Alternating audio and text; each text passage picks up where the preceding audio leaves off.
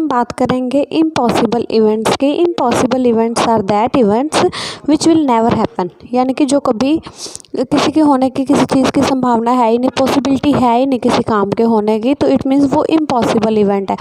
For example अगर मैं बात करूँ आपसे कि एक डाई को थ्रो कर रही हूँ मैं, आजकल लूडो सभी खेल रहे हैं, वैसे भी लॉकडाउन है तो सबके पास एक ही गेम है। तो आपको पता ही है कि उस डाई में आपके पास जो डाइस आपके पास, उसमें केवल आपके पास 6 फेसेस हैं, और 6 फेसेस में आपके पास एक फेस पे 1, दूसरे फेस पे 2 मार्क्स, तीसरे पे 3 डॉट्स होते हैं, ऐसे 1 to 6 डॉट्स होते हैं। यानी कि आपके पास वहाँ पे किसी के इवेंट में अगर मैं बोलूँ कि 6 आने की पॉसिबिलिटी है, 5 के आने की पॉसिबिलिटी, बट अगर मैं बोलूँ कि वहाँ पे 7 आने की पॉसिबिलिटी क्या है, तो वहाँ पे 7 तो आ ही नहीं सकता, बिकॉज 7 उस डाइस में है ही नहीं।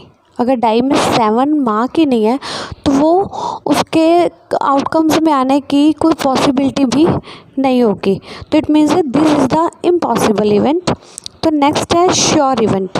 तो जो इम्पॉसिबल इवेंट होता है उसके आपके पास प्रॉबिलिटी भी 0 होती है। नेक्स्ट है आपके पास श्योर इवेंट्स। श्योर यानी कि 100% है, जो होना ही होना है। The probability of an event which is sure to occur is 1। तो इसमें कहा गया है कि प्रोबेबिलिटी जो पक्का हो ही सकता है, जो काम होना ही होना है, उसकी आपके पास श्योर है वो इवेंट होगा ही होगा, तो इट मीन्स वो आपके पास उसकी पॉसिबिलिटी यानी कि प्रोबेबिलिटी होगी 1। Example, when a die is throw then the probability of occurrence a number less than 7। अगर मैं बोलूँ कि 7 से कम आने की प्रोबेबिलिटी, तो 7 से कम आपके पास टोटल नंबर, वैसे सबसे पहले आप देखोगे कि टोटल नंबर्स कितने हैं, टोटल आपके पास 6 हैं, तो 7 से कम भी कितने हैं, 1 2 3 4 5 and last 6।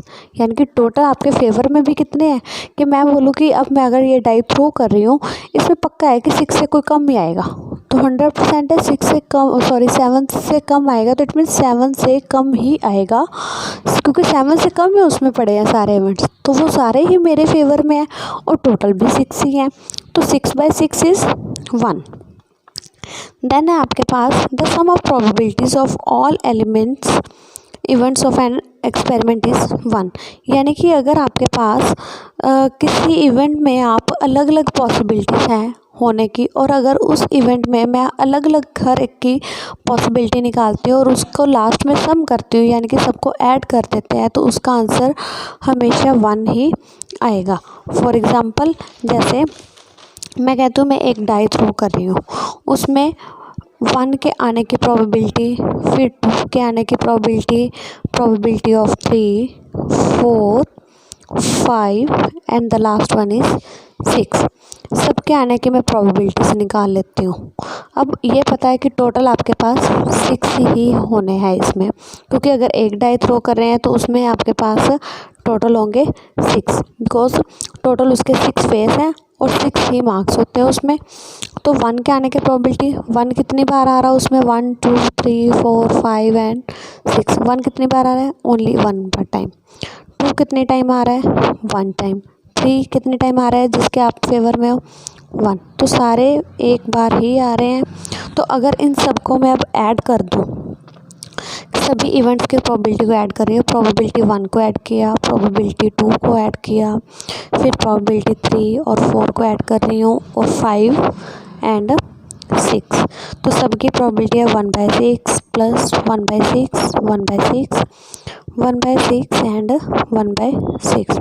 Taking the 6 as LCM and we add 1 plus 1 plus 1 1 plus 1 plus 1 and which is equal to 6/6 which is equal to 1। तो इट मीन्स अगर आप कोई एक इवेंट लेके चलते हो, उसमें एक कोई भी आप ट्रायल लेके चलते हो, उसमें हर एक इवेंट की प्रोबेबिलिटी निकालते हो और सारे इवेंट्स की प्रोबेबिलिटी को आप बाद में प्लस करते हो, तो उसका आंसर हमेशा आपके पास 1 होगा। And the next is complement of an event. Complement का मतलब होता है बेटा यहाँ पे कि कोई चीज़ अगर हो रही है, अगर मैं उसका उलट लेके चलूँ कि ये नहीं हो सकता, इट मीन्स ये उसका कॉम्प्लीमेंट है। अगर मैं बोल दूँ complement of an event E का मतलब है it means probability of not E, और इसको हम डिनोट करते हैं ई के ऊपर बार, यानी कि अगर कोई काम नहीं हो सकता तो उसको हम लिखते हैं कि प्रोबेबिलिटी ऑफ नॉट ई को लिखते हैं कॉम्प्लीमेंट ऑफ ई। जैसे मैं ई एक मान रही हूँ कि probability of getting a number less than 7, और नॉट ई क्या होगा कि probability of not getting a number less than 7। ठीक है, तो सबसे पहले आप इसमें एक चीज़ नोट करोगे कि probability of E and not E, यानी कि probability of an event and the probability of its complement is always equal to 1। कि अगर मैं कह दूँ यहाँ पे फॉर एग्ज़ाम्पल कि मैं लिख रही हूँ यहाँ पे कि प्रोबेबिलिटी ऑफ ई मैं यहाँ पे इवेंट लेके जा रही हूँ एक of coming a tail in toss of coin. अगर मैं एक कॉइन को टॉस कर रही हूँ तो उसमें ई एक इवेंट लेके जा रही हूँ टेल आने के लिए, तो प्रोबेबिलिटी ऑफ ई नहीं मैं लिखती हूँ, इसको टी लिख देती हूँ फॉर एग्जांपल। तो इसका आंसर जैसे कि मैंने बताया था 1/2। तो नॉट टी यानी कि टी नहीं आना चाहिए। सैम्पल स्पेस से आपके पास हेड एंड टेल, यानी कि अगर टेल नहीं आएगा तो क्या आएगा हेड, बिकॉज नॉट टी यानी कि टी नहीं आना चाहिए। अगर टी नहीं आ रहा इट मीन्स हेड आ रहा है, उसकी प्रोबेबिलिटी 1/2। और इन दोनों को अगर मैं प्लस कर दूं probability of T plus probability of T complement को ऐसे भी लिख सकते हो और ऐसे भी लिख सकते हो, which is equal to 1/2 plus 1/2 is equal to 1। It means कि probability E and complement is always equal to 1। तो इसका मोस्टली हम आंसर यूज़ करते हैं जब हमने ये निकालना होता है कि अगर कोई इवेंट नहीं हो सकता तो उसकी हमने पॉसिबिलिटी निकालनी है, तो हम क्या करेंगे कि probability of E complement is equal to 1 minus the probability of an event.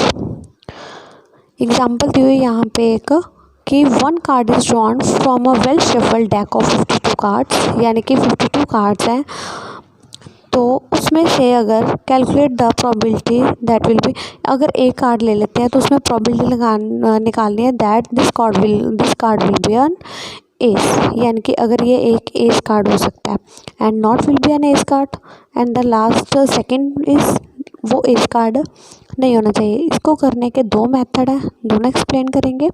Late A be the event the card be is an S.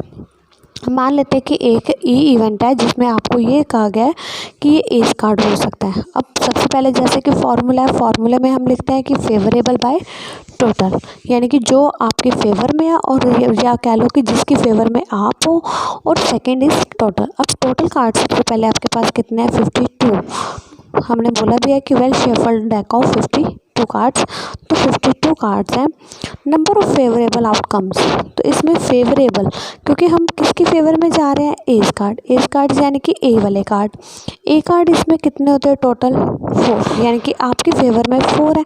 आपको एस कार्ड चाहिए, आपने ये नहीं डिसाइड किया कि कौन सा एस वाला चाहिए, ब्लैक वाला चाहिए या रेड वाला चाहिए। ठीक है, तो इट मीन्स आपको जस्ट एस कार्ड की बात की गई, तो टोटल एस कार्ड्स यानी कि ए वाले कार्ड्स आपके पास 4 है। Then probability of E equals to favourable divided by total outcomes. Probability of E आपके फेवर में एस कार्ड कितने हैं टोटल 4, टोटल है 52। तो कैंसिलेशन करेंगे, लोएस्ट टर्म में इसको लेके आएंगे तो आंसर है आपके पास 1/13। और जैसा अब हमने फॉर्मूले में किया है कि प्रोबेबिलिटी ऑफ हमने निकालनी है be not be an ace card, then let it be E complement be the event not be an ace card. तो प्रोबेबिलिटी ऑफ ई कॉम्प्लीमेंट निकालने का मेथड है कि 1 minus probability of an E मतलब कि event card is an ace, कि ace card होने की प्रोबेबिलिटी, एस कार्ड होने की प्रोबेबिलिटी हमने पहले ही निकाली है 1/13। तो इसको सॉल्व करेंगे 12/13। तो इसका सेकंड पार्ट का एक और मेथड है कि हमने ये कहा है कि ये निकालना है कि not be an ace card.